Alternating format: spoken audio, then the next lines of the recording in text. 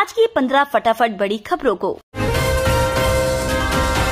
महंगाई भत्ता को लेकर सीएम बघेल ने किया अहम फैसला। छत्तीसगढ़ में जहां विधानसभा चुनाव चल रहे हैं, वहीं त्योहार का मौसम भी शुरू हो गया। इसी बीच राज्य सरकार ने अपने कर्मचारियों को दिवाली का तोहफा देने का मन बना लिया। ऐसा सीएम भूपेश बघेल के ट्वीट से भी जाहिर हो गया। दरअसल छत्तीसगढ़ सरकार अपने कर्मचारियों को केंद्र के समान महंगाई भत्ता देने पर विचार कर रही है। इसको लेकर निर्वाचन आयोग से इजाजत भी मांगी जा रही है। पहले चरण में 18-19 सीटें जीत रही कांग्रेस। बिलासपुर में सीएम बघेल ने किया दावा। चुनाव खत्म होने के बाद से तमाम राजनीतिक पार्टियां अपने अपने जीत का दावा कर रही है। छत्तीसगढ़ के बालोद जिले से कांग्रेस महासचिव प्रियंका गांधी ने दावा किया है कि प्रदेश में एक बार फिर कांग्रेस की सरकार वापसी कर रही है। तो वहीं सरगुजा संभाग से पीएम नरेंद्र मोदी ने लोगों को सीएम के शपथ ग्रहण में आने तक का न्योता दे दिया। इसी कड़ी में प्रदेश के मुख्यमंत्री भूपेश बघेल ने दावा किया है कि पहले पेज में कांग्रेस को 18 से 19 सीटें मिल रही हैं और बीजेपी बुरी तरह से हार रही है। कांग्रेस बसाने का, भाजपा उजाड़ने का काम कर रही, बोले भूपेश बघेल।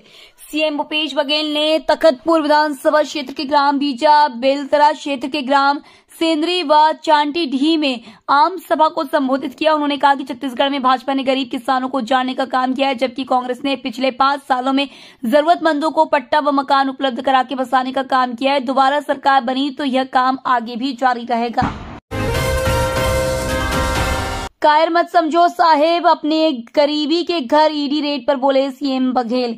प्रवर्तन निदेशालय ने दावा किया है कि फॉरेंसिक विश्लेषण और पैसे का लेन देन करने वाले एक व्यक्ति के बयान में चौंकाने वाले आरोप सामने आए हैं कि महादेव सट्टेबाजी ऐप के प्रमोटर छत्तीसगढ़ के मुख्यमंत्री भूपेश बघेल को अब तक 508 करोड़ रुपए का भुगतान कर चुके हैं। ईडी ने कहा है कि यह जांच का विषय है। रवि किशन ने बघेल सरकार पर साधा निशाना। रवि किशन आरोप लगाते हुए कहा कि आज आप गूगल में टाइप कीजिए 508, जवाब आएगा भूपेश बघेल। जनता समझ चुकी है कि भूपेश बघेल मतलब 508। महादेव ऐप के सूत्रधार ने खुलासा कर दिया है कि उसने भूपेश बघेल को 508 करोड़ रुपए दिए हैं। महादेव ऐप के सूत्रधार शुभम सोनी के सनसनीखेज खुलासे की चर्चा करते हुए सीधे तौर पर मुख्यमंत्री भूपेश बघेल पर हमला बोलते हुए भाजपा सांसद रवि किशन ने कहा कि महादेव ऐप के तार सीधे मुख्यमंत्री और उनके नजदीकियों से जुड़े हैं। चुनावी माहौल में किसानों को लुभाने में कोई पीछे नहीं। अब गोंगपा 4000 रुपए प्रति क्विंटल में खरीदेगी धान। गोंडवाना गणतंत्र पार्टी ने दोनों दल से आगे निकलकर 4000 रुपए प्रति क्विंटल पर धान खरीदी करने की घोषणा कर दी है, जिससे चुनावी घमासान और रोचक हो गया है। दूसरी ओर गोंडवाना गणतंत्र पार्टी शहरी वोटरों को अपने साथ लाने में उसे लगातार कामयाबी मिल रही है, जबकि आम आदमी पार्टी भी चुनावी घमासान में कमर कसकर मैदान में मुकाबला कर रही है। कौन बनेगा छत्तीसगढ़ का मुख्यमंत्री? कांग्रेस भाजपा दोनों में ही जारी है कयासबाजी का दौर। भाजपा ने प्रदेश में मुख्यमंत्री पद का चेहरा नहीं दिया है। भाजपा की सत्ता में वापसी पर डॉक्टर रमन सिंह फिर कमान संभालेंगे या फिर चुनाव मैदान में उतरे केंद्रीय मंत्री और सांसदों में से किसी को मौका मिलेगा। कांग्रेस ने भी कयासों को जन्म दे दिया है कि सत्ता में बने रहने पर मुख्यमंत्री भूपेश बघेल ही रहेंगे या नया चेहरा सामने आएगा। कक्षा 9वीं से 12वीं की अर्धवार्षिक परीक्षा तिथियों में बदलाव। जिले के सरकारी स्कूलों में अर्धवार्षिक परीक्षाएं 7 से 15 दिसंबर तक आयोजित की जाएगी।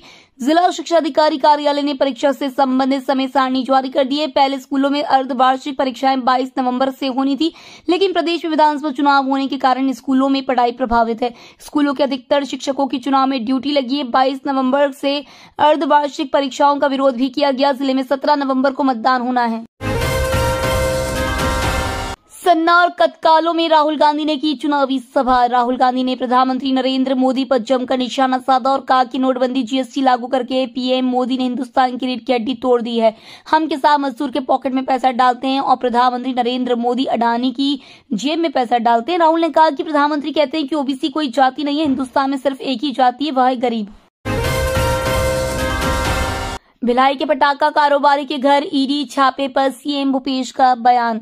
छत्तीसगढ़ के रायपुर में एक बार फिर ईडी ने दबिश दी है। प्रवर्तन निदेशालय के अधिकारी ने भिलाई के पटाखा कारोबारी सुरेश धिंगानी के घर जांच कर रहे हैं।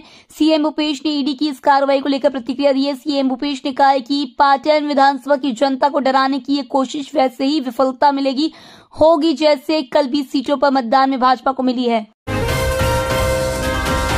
छत्तीसगढ़ में संशोधित टीचर्स पोस्टिंग आदेश निरस्त। छत्तीसगढ़ हाईकोर्ट ने संशोधित टीचर्स पोस्टिंग ऑर्डर को निरस्त कर दिया है। शिक्षकों को पिछली पदस्थापना पर उन्हें ज्वाइन कराने की अनुमति दी है। शिक्षकों के वेतन का भुगतान भी संबंधित स्कूलों से ही होगा। इसके लिए स्कूल शिक्षा विभाग के प्रमुख सचिव की अध्यक्षता में 7 सदस्यीय समिति बनेगी। रायपुर के साइबर सेल में बड़ी कॉल फॉरवर्ड फ्रॉड की शिकायतें। ठगों के नए नए तरीके पुलिस के लिए भी चुनौती साबित हो रहे हैं। शहर में अब कॉल फॉरवर्ड फ्रॉड की शिकायतें ज्यादा आने लगी है।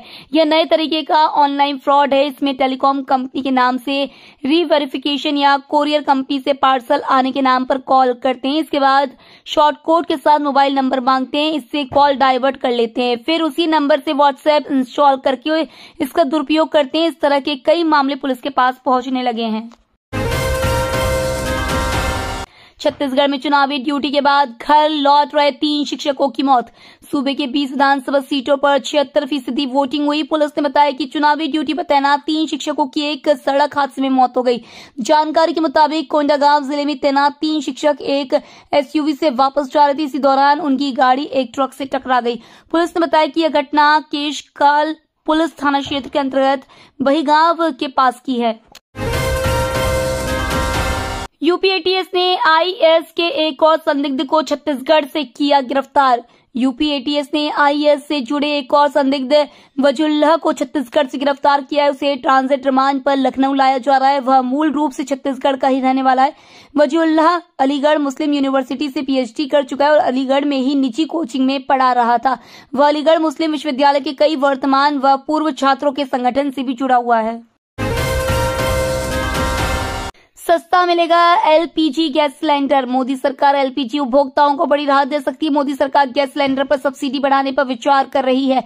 संभावना है कि सरकार की ओर से यह सब्सिडी प्रधानमंत्री उज्ज्वला योजना के लाभार्थियों को की जाएगी।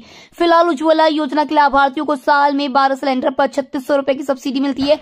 उज्ज्वला योजना के तहत आने वाले महीनों में अतिरिक्त राहत पर फैसला हो सकता है। ये तो थी आज की बड़ी खबरें। डेली खबरों से अपडेट रहने के लिए चैनल सब्सक्राइब करना बिल्कुल ना भूलें। धन्यवाद।